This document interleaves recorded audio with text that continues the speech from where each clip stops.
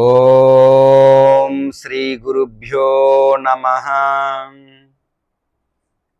అందరికీ నమస్తే అండి.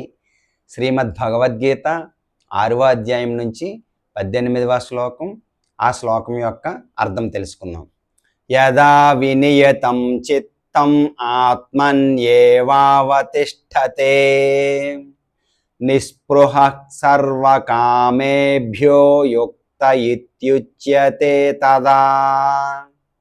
యోగాభ్యాసము ద్వారా యోగి మానసిక కలాపాలన్నింటినీ నియంత్రించి సమస్త విషయ కోరికలు లేనట్టి ఆధ్యాత్మిక స్థితిలో నిలిచినప్పుడు యోగంలో చక్కగా స్థిరుడైనట్లు చెప్పబడతాడు.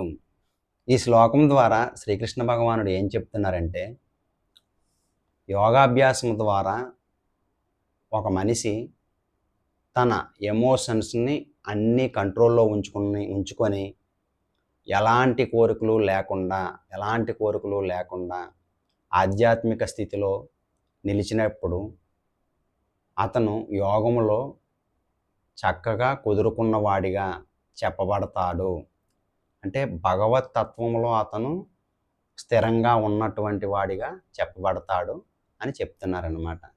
సరేనండి, రేపు మరొక శ్లోకంతో మళ్ళీ కలుసుకుందాం.